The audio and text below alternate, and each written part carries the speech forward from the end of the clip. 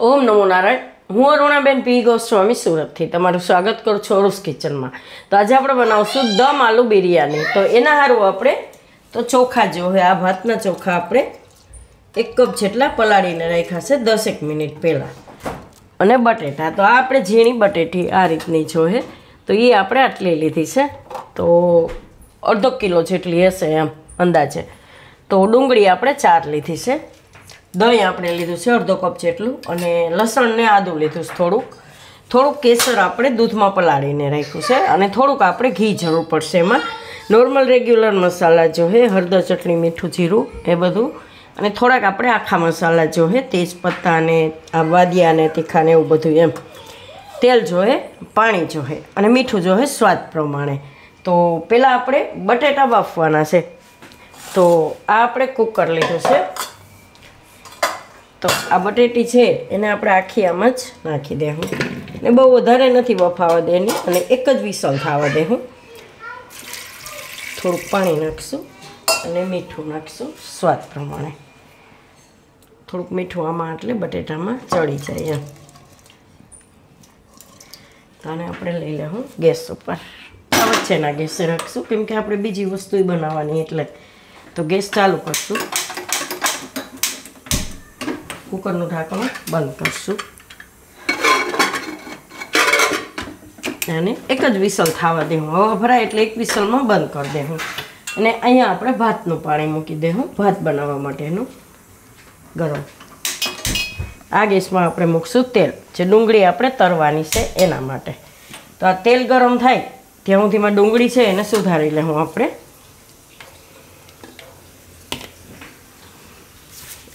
અને આપણે થોડીક આ રીતે પહેલાં છાલ કાઢી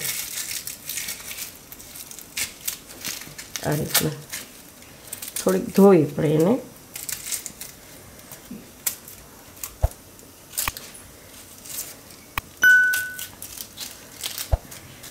આને આપણે આ રીતે સુધારી નાખીશું અને ધોઈ નાખીશું. તો ડુંગળી આપણે સુધારી લીધી છે, તો થોડુંક નાખીને જોઈ લેવું તેલ ગરમ થયું કે નહીં. તો તેલ ગરમ થઈ ગયું છે, તો ડુંગળી આપણે એમાં નાખી દેવું.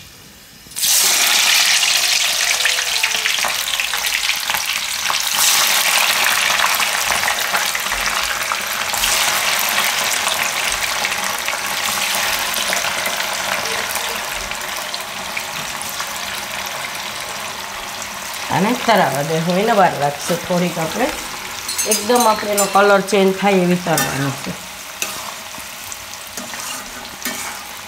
એને થવા દેવું. ત્યાં સુધીમાં આપણે આ પાણી ગરમ થઈ ગયું છે, જે ભાત માટે આપણે મૂક્યું હતું એમાં અમુક આખા મસાલા નાખીશું, તેજપત્તા અને આ ચકરી ફૂલ, બાદિયા, એની મસ્ત સુગંધ આવે. 2 મરી, 2-4 લવિંગ, 1 તજનો ટુકડો, થોડુંક મીઠું નાખીશું આપણે.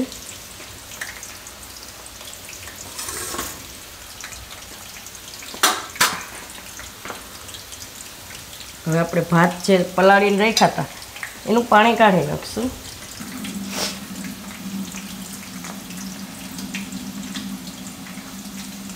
ભાત આપણે પાણીમાં ઓરી દેવું.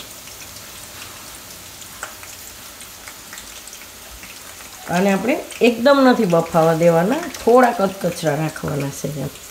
તો ઉકળતા પાણીમાં નાખીએ તો થોડીક વારમાં બફાઈ જાય ભાત આપણા. 3 થી 4 મિનિટ નહીં લાગે આને. તો બફાવા દેવું આપણે. તો ભાત આપણે હવે જોઈ લેવું. આ રીતે ઉફાણો આવે ને ઉપર આવે ભાત એટલે એને બસ થઈ ગયા. આ જ રીતના આપણે એટલા જ પકાવવાના છે, પાછા આવુંમાં પાકશે એટલે. આ રીતના જો ભાંગીએ તો તૂટી જવા જોઈએ આ રીતના. તો એમાં 2 ઓપ્શન છે, તમારે આ મસાલા રાખવા હોય તો રાખી શકો, અને જો એમ લાગે કે વધારે સ્વાદ થઈ જાય મસાલાનો તો કાઢીને નાખી દેવાના, એમ કાઢી નાખવાના. આ રીતે એને બધા મસાલા છે એને બહાર, ને ભાત આપણે કાઢી લેવું આમાં. આ રીતના પાકવા દેવાના. તો પલાળેલા ભાત હશે ને તો એને વાર નહીં લાગે, ફટાફટ થઈ જાય. એકદમ ઉકળતા પાણીમાં નાખીએ ને એટલે 2 થી 3 મિનિટમાં જ ઉકળે એટલી જ વાર રાખવાના એને. તો બધાય ભાત આપણે આમાં કાઢી લેવું, ગેસ બંધ કરી દેવું.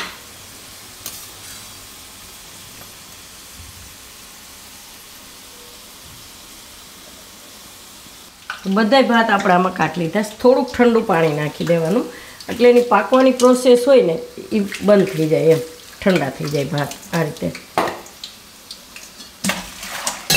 અને રહેવા દે હું આમાં. હવે ડુંગળી જોઈ લે હું. તો ડુંગળી આપણી પાકી ગઈ આ રીતની જોઈ, આ બ્રાઉન થઈ જાય ને એવી. તો ગેસ બંધ કરી દે હું આપણે. બસ આ રીતની ડુંગળી જોઈ. તો તમે આને બનાવીને રાખી શકો કે ગમે ત્યારે તમારે બિરયાની બનાવવી હોય તો એમાં વાપરી શકો ડુંગળી એમ. તો આને આપણે વાટકામાં કાઢી લઈશું. ગેસ આપણે બંધ કરી દીધો.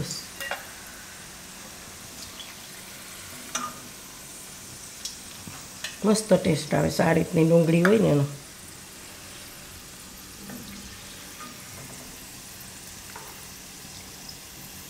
તો બધી કાઢી લેવું આપણે. તો ડુંગળી આપણે બધી કાઢી લીધી છે. તો હવે કુકર ખોલીને બટેટા જોઈ લેવું આપણે.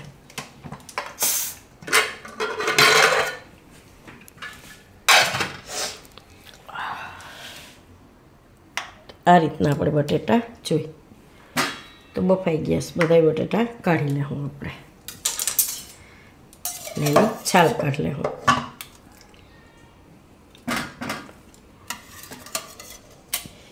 એક જ સીટી આપણે થવા દીધી છે.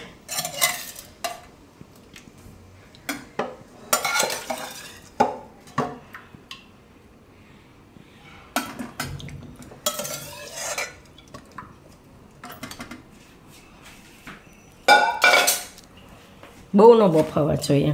આ રીતના જ આપણે તેની છાલ કાઢી લેવું આપણે.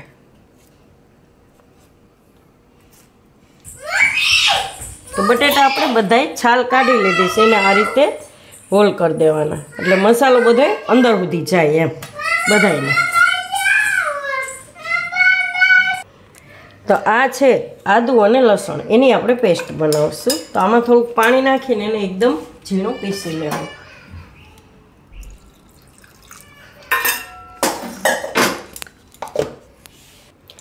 આને આપણે પીસી લીધું છે. આદુ ને લસણ બે એકદમ આ રીતે થોડુંક પાણી નાખીને એટલે લસણ પેસ્ટ બની જાય આ રીતની. તો એને કાઢી લેવા આપણે. આમાં બીજા મસાલા નાખશું. થોડીક હળદર નાખી દે હું, થોડુંક ધાણા જીરું અને લાલ મરચું, થોડુંક મીઠું નાખી દે હું આપણે થોડુંક.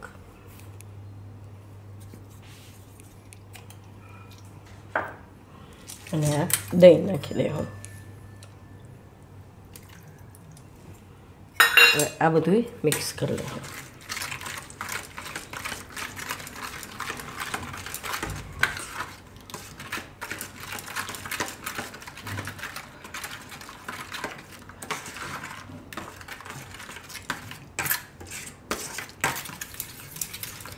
આની અંદર આપણે આ બટેટા બાફેલા લઈ લેવું.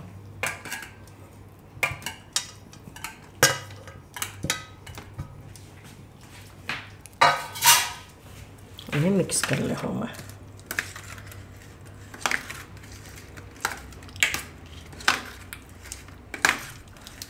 આ રીતે આપણે બટેટા બધો મસાલો આપણામાં હોલ કર્યા એટલે મસાલો એમાં અસર ચડી જાય એમ. આ રીતનો આપણે મસાલો જોઈ. હવે આપણે આનો વઘાર કરી લેવું. તો આ કઢાઈ લીધી, ગેસ ચાલુ કરશું. આમાં આપણે તેલ નાખશું.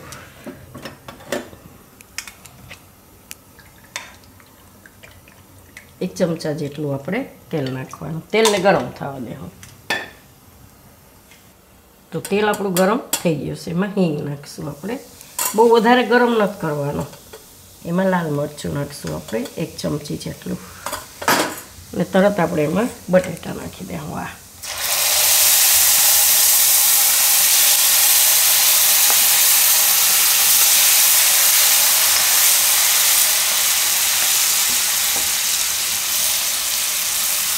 આ બધા નાખી દેવું.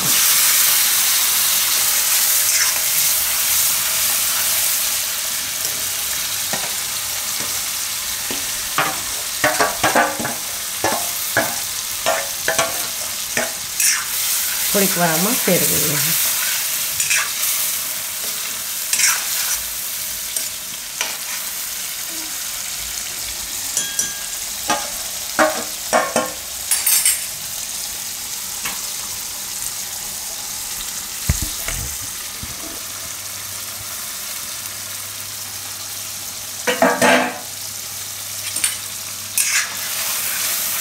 થોડીક વાર પાકવા દેવું આમાં 2 મિનિટ માટે.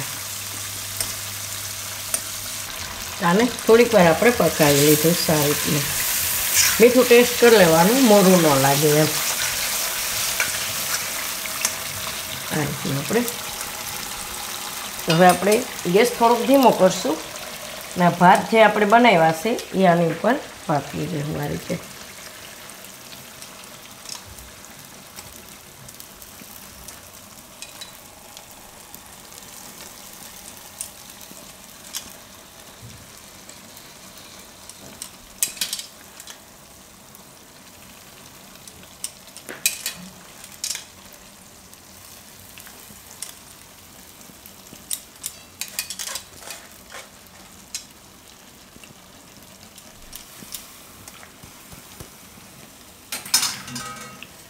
હવે આપણે જે આ કેસરવાળું દૂધ આપણે પલાળીને રાખ્યું હતું એ આપણે નાખી દેવું થોડું થોડું બધી બાજુ. મસ્ત આનો ફ્લેવર આવે છે.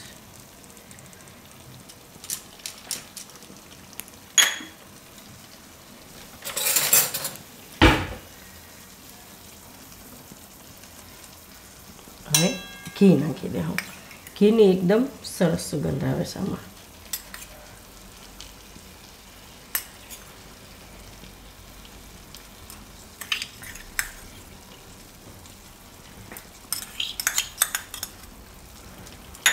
હવે આ ડુંગળી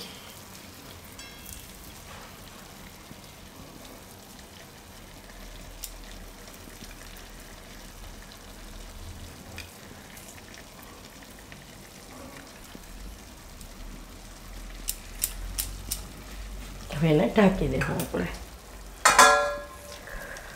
ઢાંકીને થોડીક વાર આમાં પાકવા દેવું 2 થી 3 મિનિટ જેવું. તો આને આપણે જોઈ લઉં ખોલીને. આ રીતે થોડીક વાર પાકી જાય એટલે એકદમ ડુંગળીની બધી સુગંધ એમાં બેસી જાય એમ. તો થોડાક લીલા ધાણા ઉપરથી નાખી દેવું. આને આપણે હવે જોઈ લઉં તો એકદમ સરસ થઈ ગયું.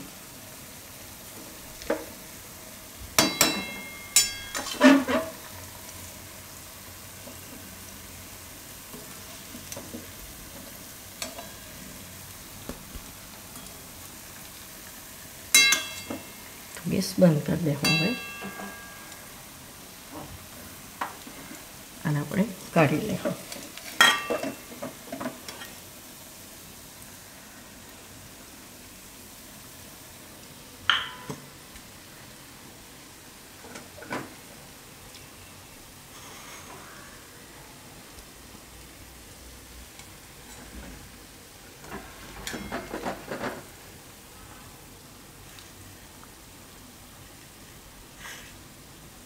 કેસરની ને ડુંગળીની ને બધી એકદમ સરસ સુગંધ આવે છે ને બધોય ટેસ્ટ આમાં આપણે આવી ગયો છે.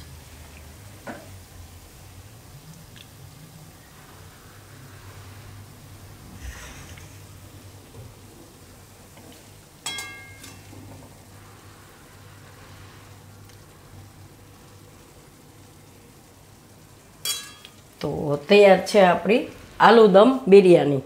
તો જો તમને મારી આ રેસીપી પસંદ આવી હોય તો એને લાઇક કરજો, શેર કરજો અને મારી ચેનલને સબસ્ક્રાઈબ કરજો અને બેલ આઇકન દબાવવાનું ના ભૂલતા. કમેન્ટ કરીને કહેજો કે તમને કેવી લાગી આ આલુ દમ બિરયાની.